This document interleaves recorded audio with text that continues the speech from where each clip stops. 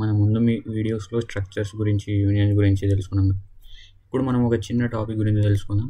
అదేంటంటే bit fields.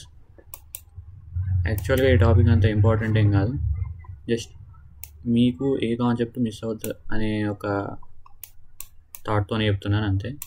ఇక్కడ first మీకు బిట్ ఫీల్డ్స్ అంటే ఏంటో తెలియాలి. ఫస్ట్ బిట్ ఫీల్డ్స్ అంటే ఏంటో మీకు ఒక ఎగ్జాంపుల్ ప్రోగ్రామ్ చూపిస్తా చూడండి. ఈ అవుట్పుట్ ఫస్ట్ పక్కకు పెట్టేద్దాం. ఇక్కడ చూడండి, నేను ఒక ప్రోగ్రామ్ రాసాను. ఈ ప్రోగ్రామ్ మీకు చూస్తే మీకు తెలిసిపోతుంది ఇది ఏం ప్రోగ్రాము. ఈ ప్రోగ్రామ్ దీనికి సంబంధించింది స్ట్రక్చర్కి సంబంధించింది. ఎలా తెలిసిపోతుందంటే ఇక్కడ చూడండి, స్ట్రక్ట్ అనే కీవర్డ్ వాడాం. స్ట్రక్ట్ అనే కీవర్డ్ వాడామంటే ఈ స్ట్రక్చర్ ప్రోగ్రామ్. ఓకే, మనం స్ట్రక్చర్కి ఏమేమి ఇచ్చాము? ట్యాగ్ నంబర్స్ ఇచ్చాము. ఇందులో మనం ఏమో అన్సైన్డ్ ఇంట్ ఫస్ట్, అన్సైన్డ్ ఇంట్ సెకండ్ అని ఏమో డిక్లేర్ చేసాము. ఓకే, పక్కకు పెట్టేసేయండి. మెయిన్ ఫంక్షన్ నుంచి చూసేయండి, నేను అదేంటనే చాలా చెప్తాను. మెయిన్ ఫంక్షన్లో స్ట్రక్ట్ అనే వేరియబుల్ స్ట్రక్ట్ అనే కీవర్డ్ తీసుకొని ఆ స్ట్రక్చర్కి నేమ్ నంబర్స్ అని ఇచ్చా. ఎన్ అనే ఒక వేరియబుల్ తీసుకున్నా. ఎన్ డాట్ ఫస్ట్ అనే సెకండ్ 2 వేరియబుల్స్లో ఫస్ట్ వేరియబుల్లో 3 వాల్యూ ఇచ్చా, సెకండ్ వేరియబుల్లో 7 వాల్యూ ఇచ్చా. నేను ఏం చేస్తున్నా, అవే నెంబర్స్ ప్రింట్ చేస్తున్నా. ఫస్ట్ నెంబర్, సెకండ్ నెంబర్ అని ఎన్ డాట్ ఫస్ట్, ఎన్ డాట్. ఓకే, ఇప్పుడు దీన్నే రన్ చేస్తే చూడండి, నాకేమొచ్చింది? ఫస్ట్ నెంబర్ 3, సెకండ్ నెంబర్ 7 అని వచ్చింది. ఇది నార్మల్గా ఓకే వస్తుంది. ఇక్కడ మీరు ఇక్కడ చూస్తే అన్సైన్డ్ ఇంట్ ఫస్ట్ కాలన్ 2 అని ఉంది, అన్సైన్డ్ ఇంట్ సెకండ్ కాలన్ 3 అని ఉంది.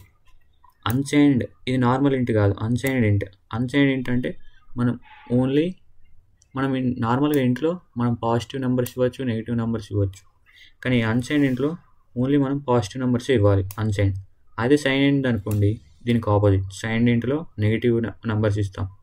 ఇక్కడ మనం ఎందుకు ఇచ్చామంటే ఫస్ట్ ఈ మెయిన్ ఫంక్షన్లో చూడండి, ఫస్ట్ ఇదేంటి? 3 అనేది ఇంటీజర్, 7 అనేది కూడా ఇంటీజర్. 3 అనేది జస్ట్ ఒక వాల్యూ. మనం ఇక్కడ ఒక ఇంటీజర్ డిక్లేరేషన్, ఇక్కడ ఒక వాల్యూ, ఒక ఇంటీజర్ డిక్లేరేషన్. ఈ వాల్యూ ఎన్ని బైట్స్ ఉంటుంది? ఇంటీజర్కి జనరల్గా మనకి 2 బైట్స్ ఉంటుంది. 2 బైట్స్ ఉంటాయి. అలా మనం ఎన్ని వాల్యూలు ఇచ్చాం? ఒకటి 3, ఒకటి 4, 2 ఇచ్చాం. అంటే 2 బైట్స్. మొత్తం ఎంత? 4 బైట్స్ మనం యూజ్ చేసాం. 1 బైట్లో 8 బిట్స్ ఉంటాయి. అట్లా 4 బైట్స్లో ఎన్ని ఉంటాయి? 4 8 32 బిట్స్. మెమొరీలో ఇప్పుడు మనం 32 బిట్స్ యూజ్ చేసాం. 32 బిట్స్ యూజ్ చేసాం అంటే ఇప్పుడు మరి చూడండి, ఇప్పుడు మనం తీసుకున్న వాల్యూస్ ఏంటివి? ఒకటి 3, ఇంకొకటి 7. 3కి మనం బైనరీ రీప్రజెంటేషన్ రాస్తే 08421 కోడ్లో 0011. ఇది 2, ఇది 1, ఇది 4, ఇది 8421 కోడ్లో. ఇది 3 బైనరీ రిప్రజెంటేషన్. 7కి రాస్తే 0111. ఇది 1, ఇది 2, ఇది 4, ఇది 8. 4 + 2 + 1 7, 2 + 1 3. ఓకే, బైనరీ రిప్రజెంటేషన్ ఎందుకు? Computer understands only binary language. అది అన్ని 0 1స్లోనే తీసుకుంటుంది. మనలా దానికి వేరే లాంగ్వేజెస్ రావు. ఇక్కడ చూస్తే ఇక్కడ మనకి ఎన్ని బైట్స్ అవసరం పడ్డాయి? ఓన్లీ 2 బిట్స్ అవసరం పడ్డాయి మనకి. ఇక్కడ 7కి 3 బిట్స్ అవసరం పడ్డాయి. మొత్తం ఎంత మనకి? 5 బిట్స్. అంటే ఈ 2 నంబర్స్ని స్టోర్ చేయడానికి మెమొరీలో మనకి 5 బిట్స్ చాలు.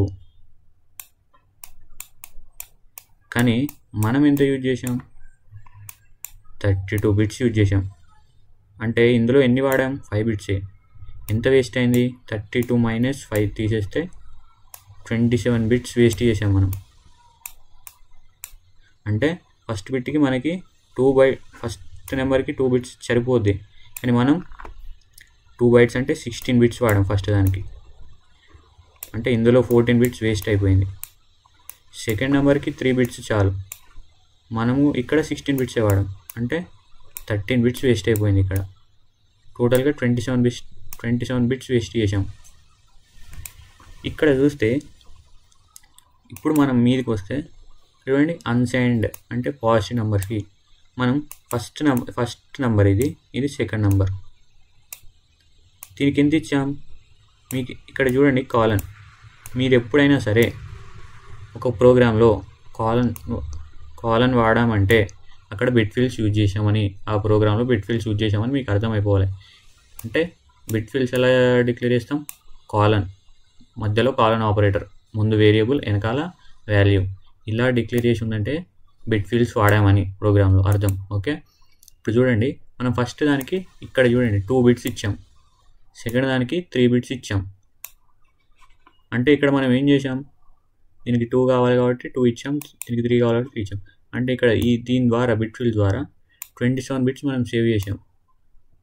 అంటే దీని ద్వారానే మీకు అర్థమైపోవాలి బిట్ ఫీల్డ్స్ అంటే ఏంటివి. బిట్ ఫీల్డ్స్ అంటే ఏంటివి, ఇవి వేరియబుల్స్ని స్టోర్ చేస్తాయి. ఎంత మనకైతే ఎంత స్పెసిఫిక్ మెమొరీ కావాలనో ఆ మెమొరీలోనే మనకి వేరియబుల్ని స్టోర్ చేస్తాయి. బిట్ ఫీల్డ్స్ ఇది బిట్ ఫీల్డ్స్. ఇది ఎందుకు యూజ్ చేస్తాం, to store where variables are inserted in specific memory. అంటే మనకి ఎంతైతే మెమొరీ కావాలనో అంతే యూజ్ చేస్తూ మిగతా మెమొరీ అంటే సేవ్స్ మెమొరీ. దీని యొక్క మేజర్ రోల్ వచ్చేసి మెమొరీని సేవ్ చేయడం. ఇది బిట్ ఫీల్డ్స్తో మనకి యూసేజ్. జస్ట్ ఒక చిన్న టాపిక్, ఇది బిట్ ఫీల్డ్స్ మనకి సి లాంగ్వేజ్లో జస్ట్ ఒక చిన్న టాపిక్, అడిషనల్ టాపిక్, జస్ట్ మీరు అండర్స్టాండ్ అయితే చాలు. బిట్ ఫీల్డ్స్ కాన్సెప్ట్ మనకి స్ట్రక్చర్స్లో రాసాం మనం. ఇది ఇందులో మీకు ఏమైనా డౌట్స్ ఉంటే, నోట్స్ కావాలంటే కింద కామెంట్లో అడగండి, నేను పంపిస్తాను. ఛానల్కి మాత్రం లైక్ షేర్ నాకు ఇంపార్టెంట్. అదేవిధంగా వీటికి నోట్స్ మీకు ఇంపార్టెంట్. మీరు నాకు హెల్ప్ చేయండి, నేను మీకు హెల్ప్ చేస్తాను. ఓకే, నెక్స్ట్ వీడియోలో ఇంకో టాపిక్తో కలుద్దాం.